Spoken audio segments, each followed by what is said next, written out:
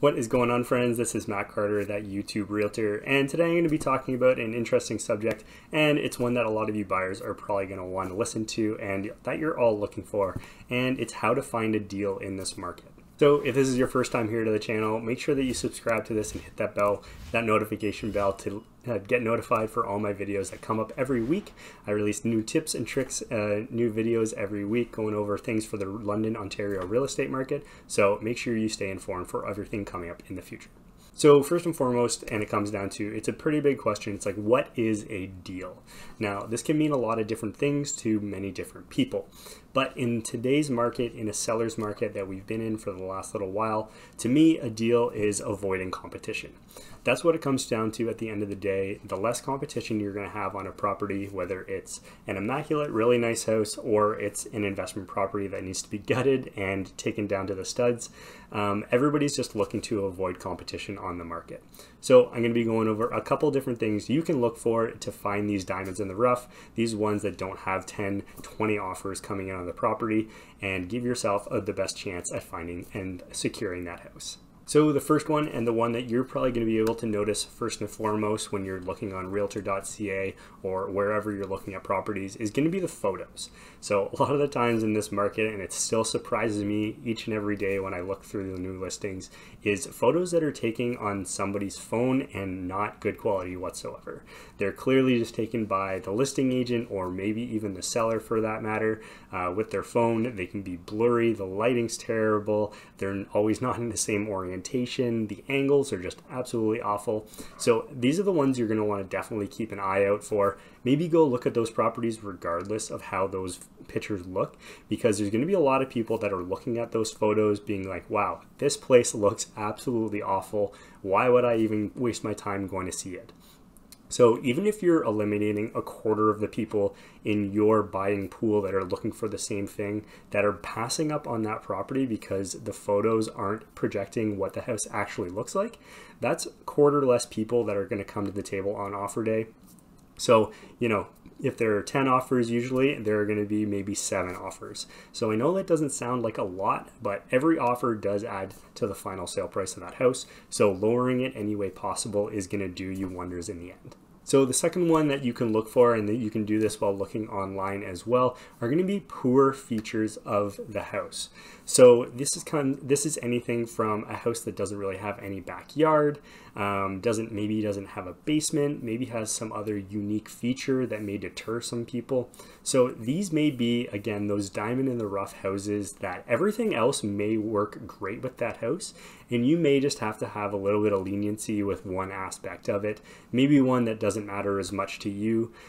So I mean, if you're a dog owner and you need a backyard, maybe the house without a backyard isn't going to appeal to you. But if that doesn't worry you too much, then you're going to go see that house. You're going to cut out all these people who it does matter to. And again, if that's a quarter of the people that aren't going to go see that property because of this odd feature of the house, then that's a quarter less people that you're competing with on offer day. The only caveat I would say with this one is whenever you do go to resell in the future, if you do go to resell in the future, you're going to be dealing with the exact same issue. I'm talking about things here that you can't really fix. So if you don't have a backyard, you can't add a backyard in. If you don't have a basement, I mean, you can add a basement. It's a lot of money, but you probably won't. So just keep that in mind when you are going to purchase it. You might have the same issue when you go to sell that property in 5, 10, 15, 20 years, whenever it's going to be. So just keep it in mind, but it could be a good opportunity to just get into the market, get some equity going into your house, and start on the first rung of that ladder, real estate ladder. So next one up is going to be the maintenance of the house that you're looking at. This one can be a little bit tougher to look for online, and you might actually need to go into properties to see it. And a lot of people, it's one of the biggest things that you see when you go in a house. It's how well maintained that property is, both inside and outside. So if you go into a house and it is just terribly maintained, you can tell that they didn't put any work into, you know, wiping those scuffs off the wall, doing a little bit of a fresh coat of paint. There are dings, scratches, things like that. Maybe there's a little water stain from a bathroom that happened a couple years ago. Things like that are going to jump out at people and scare them away right away, and they may be easy fixes. So maybe keep an eye on those ones that you might want to run away from as soon as you walk in the door. They could be a good opportunity for you to get yourself in the market. The one caveat with this one is if it is poorly maintained, you might want to be extra cautious on any big red flags on that property. Chances are, if they're not regularly maintaining their property by cleaning it, keeping it up to date, things of that nature, big ticket items such as like the window, furnace, AC, maybe the roof, those ones might be coming due and might need to be replaced soon because they probably haven't been addressed in the last little while. But if you can avoid competition with a ton of other people and pay $20,000 less than you would if that house was properly maintained, putting 10 grand or 15 grand into a new furnace or roof or whatever that issue is probably going to be worth it in the long run. You're going to get into that house, start building that equity, and you're going to be able to maintain that house to your standards and bring it up. So whenever you do go to sell it in the future, that payoff is going to be even greater. So next one up is the days on market. And what that means is how long the house has been up on Realtor.ca on the MLS. Now, you can see this information if you're on Realtor.ca. If you scroll down in the listing, it says time posted to Realtor.ca, I think, something like that. And it'll say 2, 4, 10 days, whatever, what have you. But if you're working with your realtor, you can actually have them sort it for you, look at properties that have been on the market for a little while, haven't moved, haven't had any offers, so you could get in there and possibly get a deal and avoid the competition. In today's market, we're seeing an average days on market of around 7 to 8 days, and that's because people are holding out for offers for about a week in order to get a bunch of people through the property. But if you can talk to your realtor, or if you're looking on Realtor.ca, get them to look at those properties that have been in the market for 10, 14, 20 days even, and you're going to start finding those ones that have been sitting around for a little while, haven't had much activity, and you may be able to get a pretty good deal on them and avoid any competition and other offers coming in.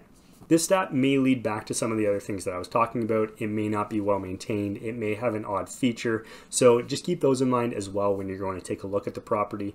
But in the end, again, if you're going to be avoiding 25, even with this one, I would say at least 50% of your competition on the property, it's a good place to start looking. All right, and the last one I'm going to be talking about is off-market properties. Now, this is one that you won't be able to do too much about, and it's why it's so important to be working with a realtor. They can look for any off-market properties that they have access to. A lot of realtors in the area, what we do is we share properties that maybe we don't have going to Realtor.ca on MLS. This can be for a variety of reasons. Either the seller wants to see if they can get it sold privately before putting it on MLS and getting a whole bunch of people going through their house, or maybe they just want to have the anonymity of selling their house without all their neighbors knowing. Make sure that your realtor is doing everything that they can to find these houses. We do have a pretty large network that we interact with each other through various different methods where we can share coming soon properties as well as exclusively off-market listed properties. So there may be a deal to be had there. Off-market properties also includes for sale by owner properties. So these are all going to be posted on Facebook Marketplace, Kijiji, things like that. So something you could be looking at as well. But again, your realtor should be looking through these, maybe not every day, but at least a couple times a week to see if there's anything new that comes to market that could be a match for you. So make sure that you're doing that in order to give yourself the best shot at avoiding competition. So that's about it. If you're doing all of these different things, there's a really good chance that you can find yourself in a house a lot sooner than if you're just going with the mainstream and trying to fight over the same 10, 20, 50 people even over the same houses over and over and over again. If you kind of shift your focus or at least broaden the spectrum of your search to include these properties that maybe have shortfalls in some areas or others, then you have a pretty good chance of getting into the market a lot easier than if you didn't. So I hope you enjoyed this video today. If you haven't already, make sure you hit that like button, subscribe, and hit that notification bell to get notified for all my videos that come up every single week. And make sure if you found value in this that you pass it along to anybody else that you think would value from it as well. And until my next video, take care.